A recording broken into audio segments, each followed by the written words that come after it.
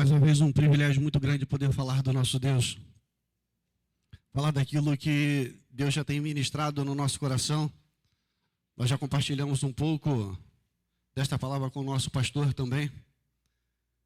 Nós cantamos agora há pouco, um dia lindo. Nós almejamos que Jesus Cristo volte. Quero crer que esse é o desejo da igreja. Ver Jesus Cristo voltando, estar pronto para ouvir: vinde bendito de meu Pai, do próprio Senhor Jesus Cristo. O papel da igreja nos nossos dias é glorificar a Deus, viver em conformidade àquilo que Deus já tem proposto para cada um de nós. Mas nessa noite, de forma bem particular, eu quero compartilhar com os irmãos o que diz a palavra do Senhor no livro de 1 Samuel, capítulo 6, do verso 20 até o 7, verso 4. Palavra do Senhor registrada no livro de 1 Samuel, capítulo 20, do capítulo 6, verso 20 até o 7, verso 4.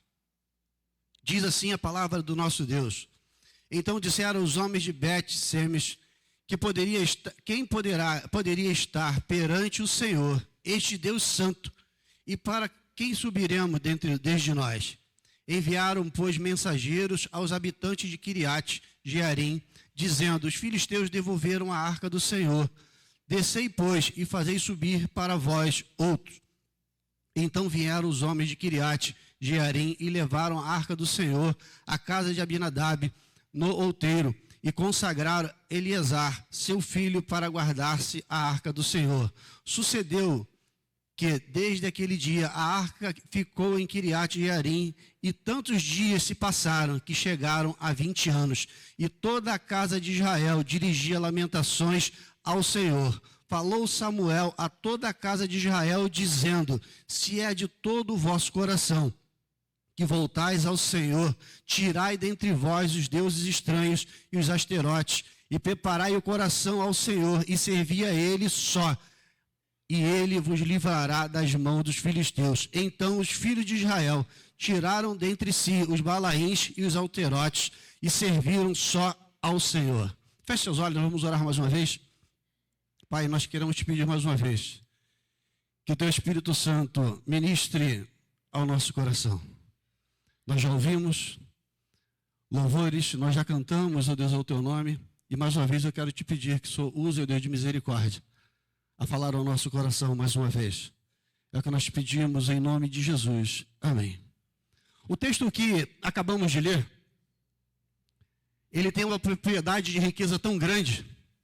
Mas antes de ler o texto, eu quero compartilhar com os irmãos algo que é bem conhecido para nós. O Deus a qual nós servimos, o Deus eterno, nos seus eternos decretos, um dia escolheu homens que morariam com Ele por toda a eternidade no céu.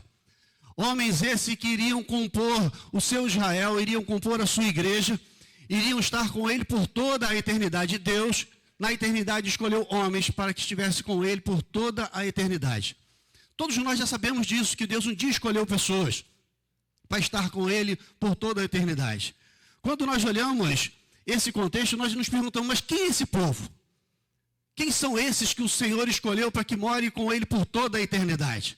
A Bíblia registra para nós, no Velho Testamento, que esse povo tinha um nome chamado Israel, o Israel de Deus, o qual o Senhor separou e disse para que o povo vivesse em santidade perante Ele, e assim seriam bem-sucedidos, assim seriam abençoados.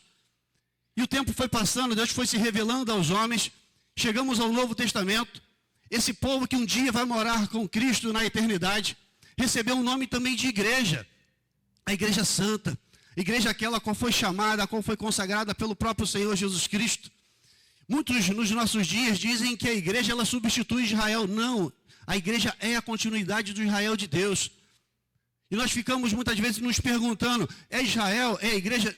Quem vai morar no céu são todos aqueles salvos e remidos pelo sangue do Cordeiro, todos aqueles que declararam a sua fé em Deus, confessam Jesus Cristo como único e suficiente Salvador em todos os tempos, em todas as épocas, em todas as línguas, em todos os povos, em todas as nações, em todo o tempo. Aquele que professar Jesus Cristo como único e suficiente Salvador são aqueles que irão um dia compor a igreja triunfante, a igreja invisível, aquela que um dia vai morar com Cristo por toda a eternidade. Esse é o povo que um dia vai morar no céu. Eu vou ser um povo que de verdade clama, sonhando que um dia Jesus Cristo volte, porque vai ouvir do Senhor: vinde bendito de meu Pai, anseia. Maranata, ora vem Senhor Jesus. Esse é o desejo da igreja de Cristo, aqueles que já foram transformados pelo próprio Espírito Santo. Mas propriamente dito, no texto que nós lemos um pequeno trecho da palavra de Deus. Se nós olharmos o livro de 1 Samuel, até onde nós lemos, são 7 capítulos. A propriedade de riqueza é tão grande no texto que nós lemos, nós vamos observar que nesses 7 capítulos, Deus vai mostrar o chamado, o nascimento e o chamado de Samuel. Deus vai mostrar a sentença contra a casa do profeta, do sacerdote e juiz Eli. Deus vai mostrar que o povo de Israel vai para a batalha, perde a batalha. O povo de Israel pega a arca, vai para a guerra de novo, perde a batalha novamente. Deus vai mostrar que os filisteus tomam a arca, levam para si a arca, colocam na casa de Dagom. Deus pune os filisteus com chagas. Os filisteus devolvem a arca para Israel.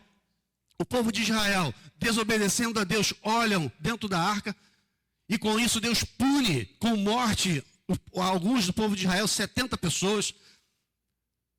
Aí o povo de Israel, em vez, quando eles mencionam aqui que quem pode estar diante desse Deus santo, o povo pega, faz o quê? Coloca a arca para uma outra cidade, para um povo distante, para que fique longe do povo de Israel. Vale lembrar para nós, e nós sabemos bem disso, a arca simbolizava a presença e o quê? A aliança de Deus com o seu povo. É bem estranho nós dizermos que somos o povo de Deus e queremos Deus distante. Dizemos que temos aliança com Deus, mas Deus tem que estar longe de nós. E assim o povo de Israel fez isso naquela época. Quando nós observamos que o povo chamado Israel, o povo vivia um tempo difícil. Nós observamos a exemplo da casa de Eli e os seus filhos, o que foi ensinado, o que foi mostrado por eles, o que o povo propagou através dos seus ensinos.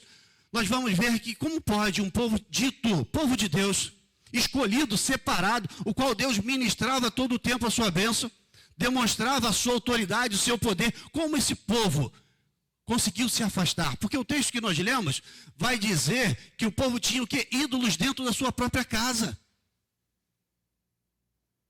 Tem uma frase que nós ouvimos nos nossos dias, a frase de Calvino, que diz que o coração do homem é uma fábrica de ídolos.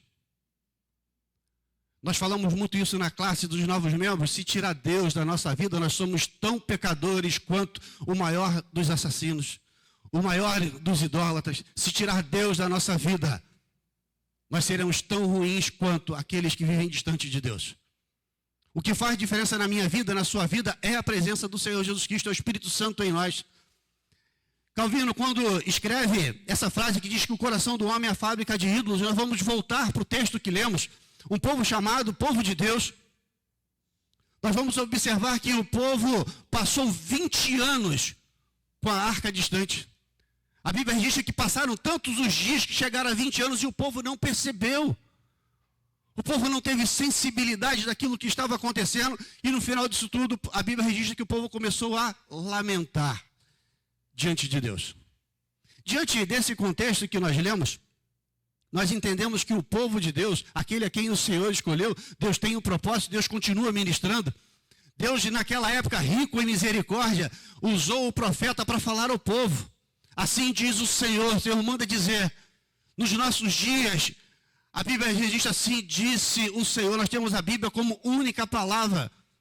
Nós temos a Bíblia como única regra, exposição da palavra de Deus. Nós falamos de manhã na classe dos novos membros, quem é o profeta dos nossos dias? Aquele que aplica, aquele que expõe a palavra de Deus para os nossos dias, porque assim diz o Senhor através das Escrituras.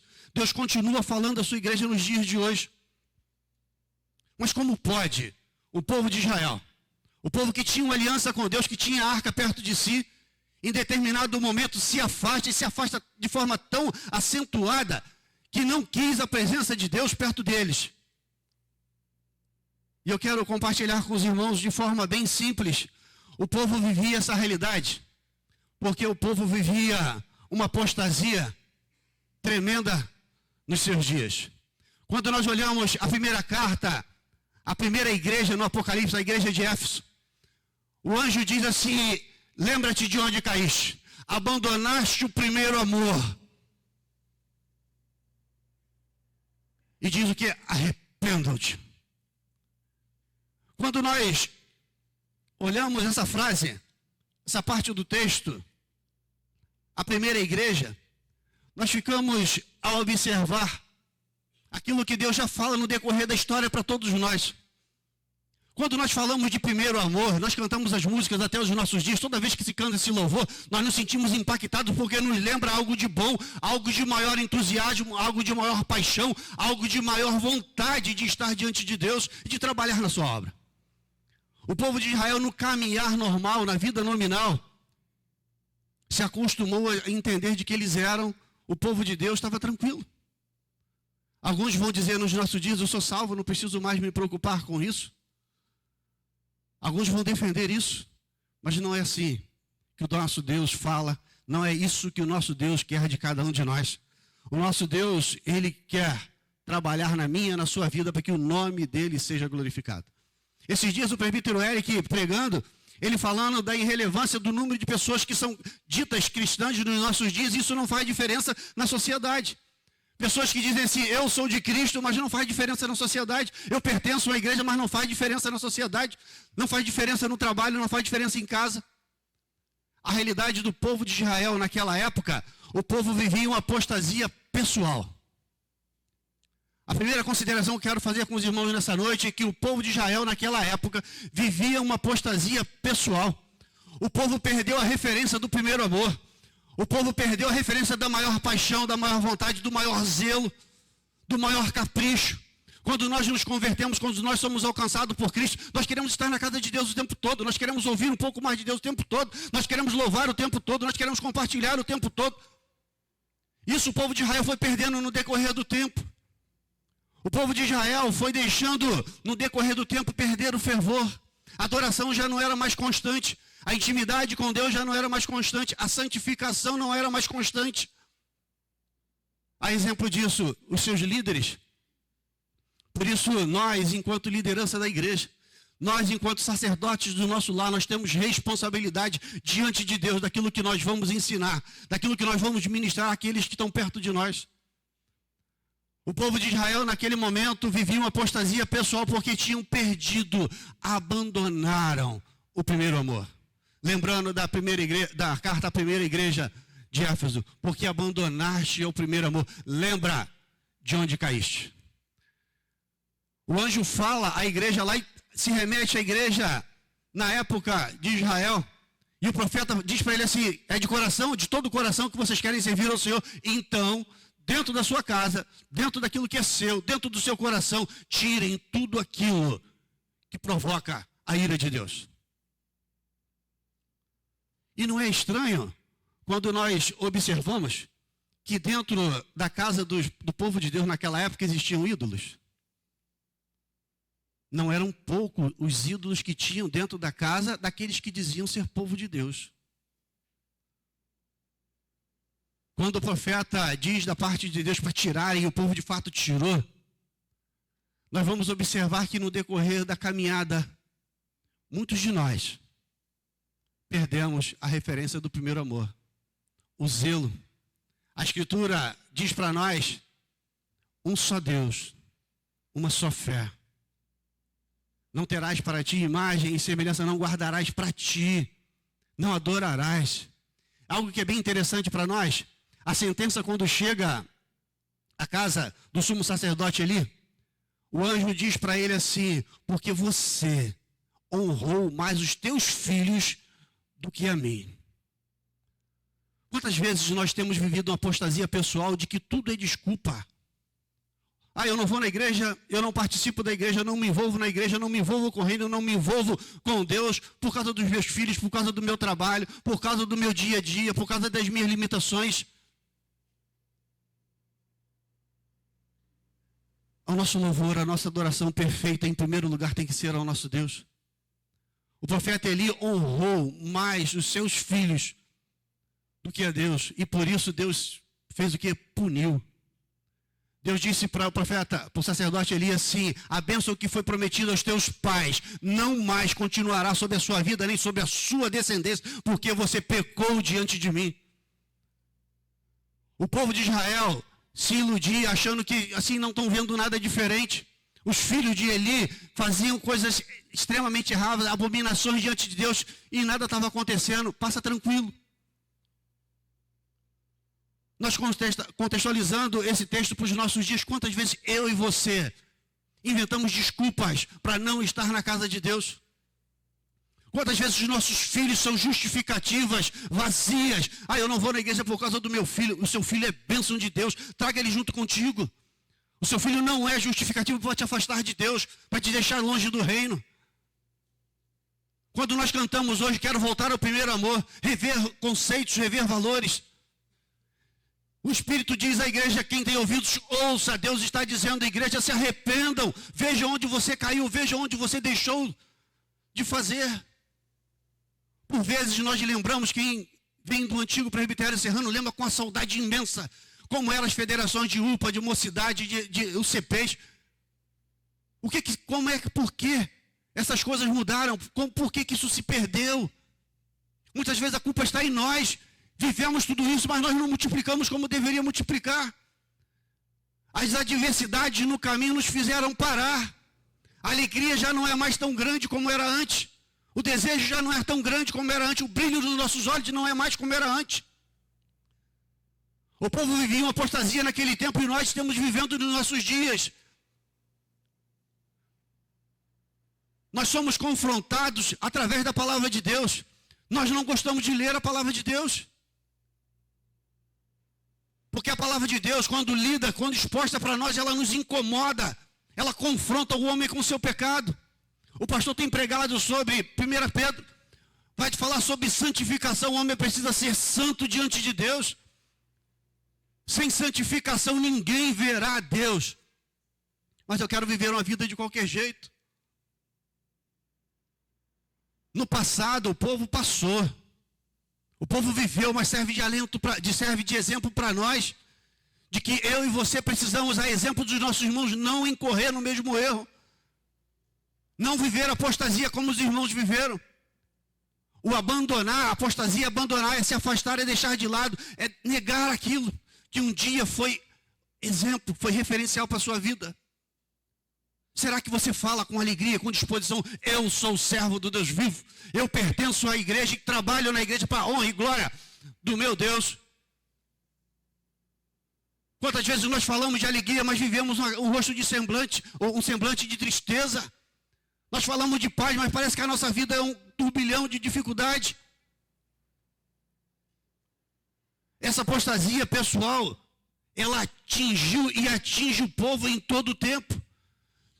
Não é distante de nós que nós vemos pessoas que estão dentro da igreja, mas não estão envolvidas com a igreja. Pessoas que prometem, mas não cumprem. Falam, mas não honram. Quando nós observamos a história, nós vamos ver que o povo, ele vivia apostasia pessoal, mas ele também vivia uma apostasia chamada moral. Quando nós olhamos lá no livro de Atos dos Apóstolos, quando os diáconos foram ser escolhidos, a palavra foi dita: escolhei dentre vós homens de boa reputação e cheios do Espírito Santo. A apostasia moral para o povo naquela época, eles não eram mais referência para as pessoas. Tanto é que os filisteus zombavam do povo de Israel. Num passado não tão distante, eles tinham medo, eles tinham pavor, porque eles referenciavam um Deus que era todo poderoso. Eles tomam a arca, eles zombam do povo de Deus, eles zombam de Deus.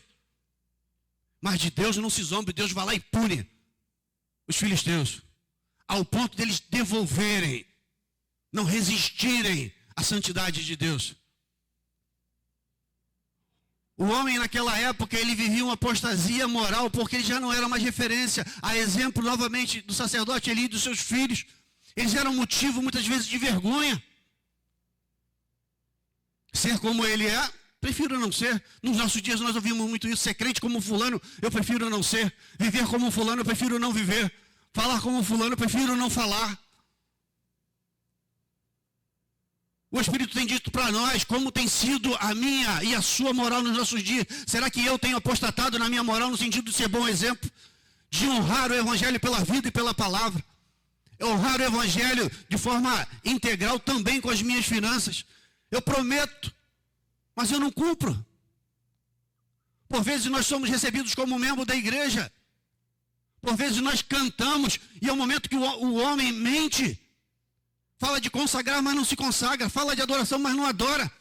Ele promete, mas não cumpre. Por vezes, nos nossos dias, nós olhamos uma degradação tremenda, como foi dito aqui, o presbítero Eric pregando. O homem dito cristão nos nossos dias, ele não faz referência ou mudança na nossa sociedade, porque ele só é nominal. Só fazer parte de uma igreja não faz a diferença na sociedade. Ter o seu nome arrolado numa igreja dita igreja reformada não faz diferença na sociedade. O que vai fazer a diferença na minha vida e na sua vida é que nos arrependemos de onde caímos, lembrar do nosso pecado, pedir perdão a Deus e vivemos em santidade de vida diante do Senhor. Como disse o povo de Israel, o seu tempo passou. Mas Deus, rico em propriedade, riqueza de propriedade para nós, nos lembra que a apostasia que o povo viveu serve de exemplo para nós, para que eu e você não venhamos cair no mesmo erro. E se cairmos, temos que mudar de atitude. Diante desse contexto do povo viver uma apostasia moral, e nós vamos caminhar na liderança, o povo vivia uma apostasia doutrinária. Aquilo que era pregado não era o que Deus disse. Aquilo que era dito não era o que Deus tinha ordenado. Quando o profeta Eli, o sacerdote Eli é confrontado, ele diz para ele, ó, você e seus filhos fizeram o que eu não disse para fazer. Trabalharam da forma como eu não ordenei. Pregaram aquilo que eu não disse. Tanto é que a sentença que veio sobre a casa do sacerdote Eli e dos seus filhos morrem na guerra. Logo depois ele ouve que os filhos morreram, ele cai da cadeira para trás, quebra o pescoço e morre. E o que Deus tinha dito que a sua descendência não mais teria a bênção, se cumpre. Mas trazendo para os nossos dias, será que nós hoje, em 2025, será que nós temos vivido uma apostasia doutrinária? Não é distante de nós ouvimos pessoas falarem coisas horríveis. Não está escrito na Bíblia. A Bíblia é a única regra de fé e prática. Por vezes nós ouvimos pessoas que se deixam levar por lideranças. Ah, porque o pastor A, o pastor B, o pastor C. Meu irmão, minha irmã, não esteja preocupado com o que o pastor A ou B fale. Esteja preocupado com o que está escrito nas Escrituras. Se o pastor A, B ou C, se o irmão A, B ou C pregar, confira nas Escrituras. Se estiver lá, glória a Deus por isso. Que mude o meu coração, que mude o seu coração. Nós precisamos ser como os bereanos, conferir o que está sendo pregado, o que está sendo ensinado para nós. Não é distante de nenhum de nós as aberrações, abominações que têm sido pregadas nos nossos dias. Nós aprendemos que um dos atributos de Deus é que o nosso Deus não erra, que o nosso Deus não muda. Nos nossos dias tem sido pregado que a igreja precisa ser o quê? Atualizada. Nos nossos dias tem sido pregado que o pecado não é tão sério. O diabo disse para Adão e Eva, olha só, o Senhor falou isso, mas não é desse jeito não. E o diabo continua falando para a igreja hoje. Ó, se você pecar, não é tão sério assim não. Se você deixar de fazer, não tem tanta complicação assim não. Se você deixar um pouquinho de lado, se preocupar um pouco mais com você, não tem tanta preocupação assim não. Deus não divide a glória dele com ninguém. Quantas vezes os nossos púlpitos, os púlpitos das igrejas têm sido tomados por pessoas que usam para brincar, para contar piada, para falar de política, O púlpito é local de exposição da palavra de Deus somente. Por isso que na igreja presbiteriana nós temos o rico privilégio de ter a centralidade do culto e a exposição da palavra. Tem pessoas que não, mas eu não concordo. Meu irmão, eu não estou preocupado com que você concorde ou não. A centralidade do culto é a exposição da palavra, é quando Deus fala, quando Deus ministra ao nosso coração. Todas as partes são importantes, mas fundamental é quando Deus fala. Não existe culto sem exposição da palavra. Quando nós observamos essa realidade, que o povo de Israel vivia 3 tipos de apostasia: a pessoal, a moral e a doutrinária, aí fica uma pergunta para nós hoje. Nós falamos que Deus, na eternidade, escolheu um povo. Povo esse que vai morar no céu. Povo esse que compõe a Igreja Santa, a Igreja Invisível, a Igreja Triunfante. A pergunta que chega para nós nessa noite, e de fato é o tema da nossa mensagem, é que se de fato eu e você nos identificamos como Igreja de Cristo, se de fato eu e você nos identificamos como eleitos do Senhor, a nossa vida precisa ser vivida com um propósito. A Igreja de Cristo precisa viver com um propósito. Por vezes nós olhamos e vemos pessoas tão preocupadas com esse mundo, tão ligadas às coisas desse mundo, como que o céu, a eternidade, fosse algo intangível, algo que nunca vai acontecer, somente um sonho. Mas o céu é uma realidade.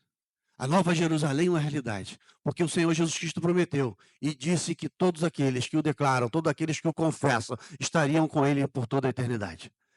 Se nós somos a Igreja de Cristo, algo tem que agir, algo tem que acontecer dentro de nós, porque o propósito da minha vida e da sua vida precisa ser o céu.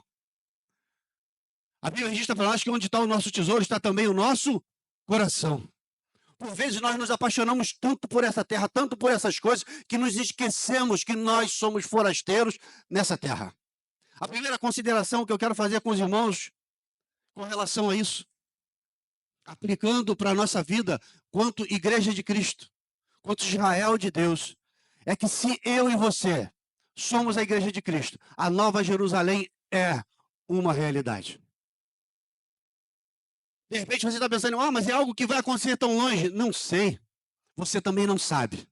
O pastor pregando esses dias falava sobre isso. Pode ser que Jesus Cristo volte, mas pode ser que ele te chame. E se ele te chamar, a Nova Jerusalém tem que ser uma verdade para você, tem que ser uma verdade para mim, porque ela é prometida para todos os salvos, para todos os eleitos.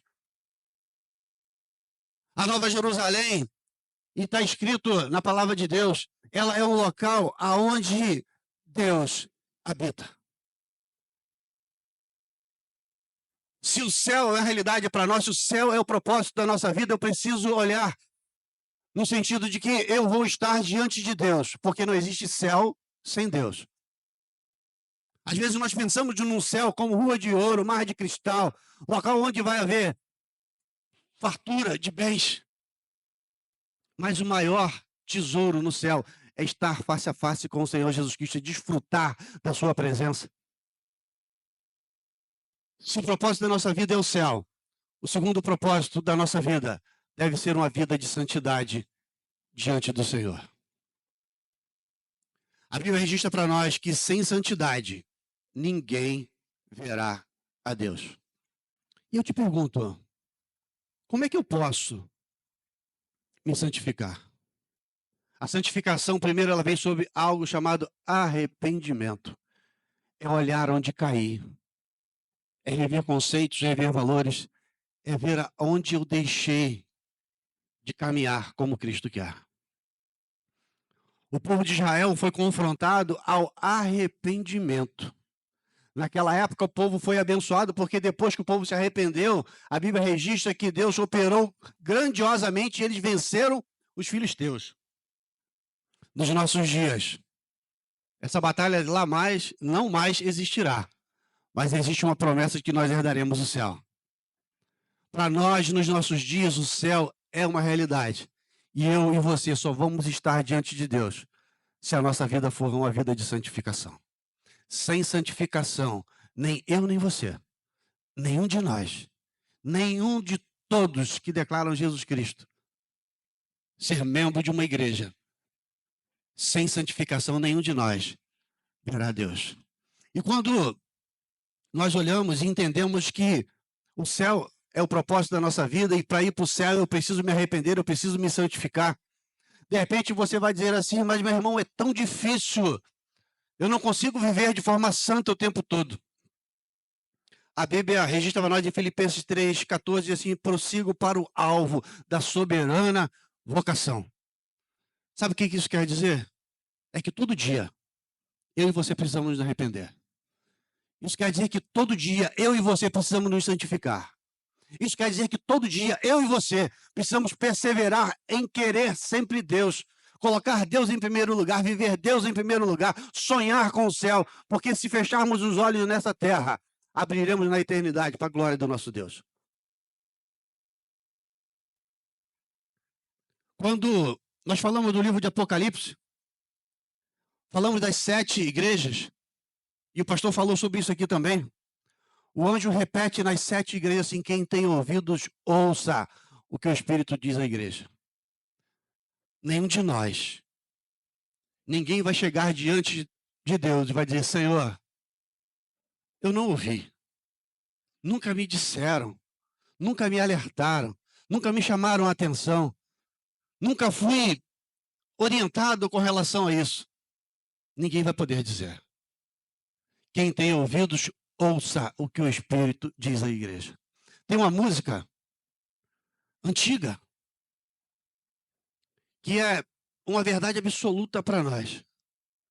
Cantar é muito bom, mas viver essa música traz para nós um alento, um conforto muito grande. Mas essa música só faz sentido para aquele que declara Jesus Cristo como único e suficiente Salvador e procura viver uma vida de santidade. Eu e você, nessa noite, somos confrontados a nos arrependermos, rever conceitos e valores, nos arrependermos, vivermos em santidade, porque o céu um dia estará diante de nós, quer você queira ou não, nós vamos estar diante de Deus, receber a justa recompensa, ou recebermos o juízo de Deus, por termos sido negligentes, por termos sido pecadores, por termos sido desobedientes. Vamos ouvir a letra desse louvor? Som.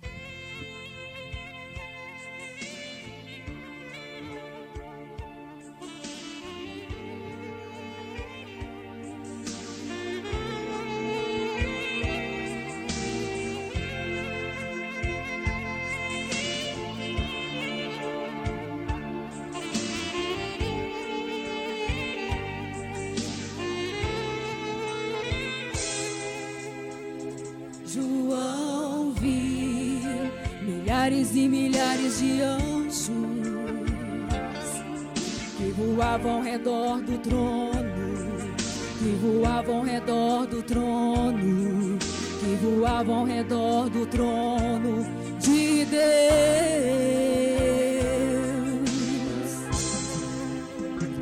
João viu os 7 castiçais de ouro, e no meio dos 7 castiçais, um semelhante ao Filho do Homem.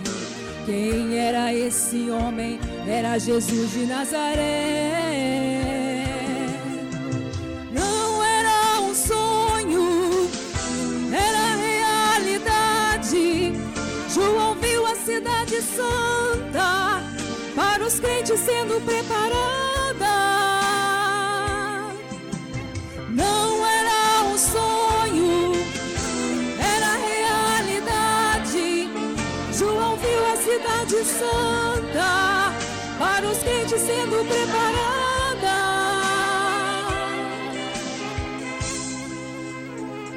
João viu e não mais pôde suportar todas essas maravilhas, preparada para os seus filhos, preparar todas essas bênçãos. Quem vencer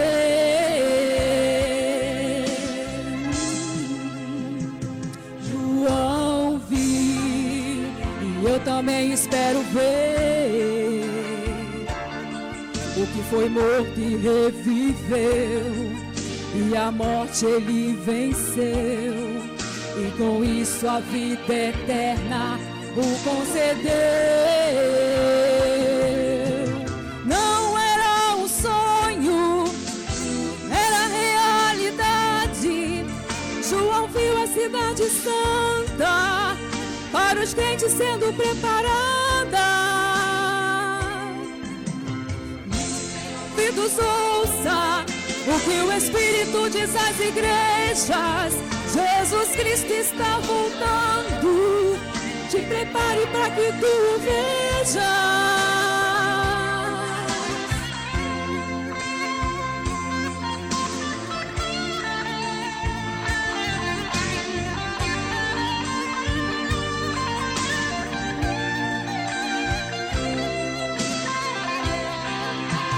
Não era um sonho, era realidade. João viu a cidade santa para os crentes sendo preparada. Quem tem ouvidos, ouça o que o Espírito diz às igrejas. Jesus Cristo está voltando. Se prepare para que tu o vejas.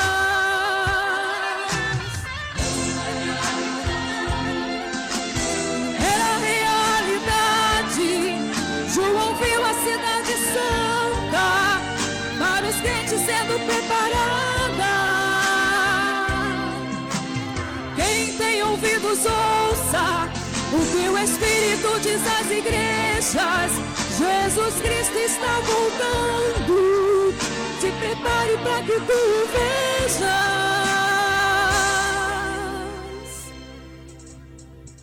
João viu. Atos 3,19 diz assim: arrependei-vos e convertei-vos para que sejam cancelados os vossos pecados. O diabo tenta colocar para nós de que o céu, aquilo que Deus tem proposto para nós é um sonho, mas é uma realidade. A realidade para todos aqueles que professam Jesus Cristo como único e suficiente Salvador, para todos aqueles que se arrependem do seu pecado e declaram a total dependência do Senhor Jesus Cristo. Quem tem ouvidos, ouça o que o Espírito diz à igreja. O Senhor está voltando. E como é que nós, igreja do Senhor, iremos nos apresentar diante dele? Fica para mim e para você a responsabilidade de estarmos diante de Deus. Nenhum de nós como inocente, mas sim consciente de que precisamos nos arrepender. Que Deus nos abençoe.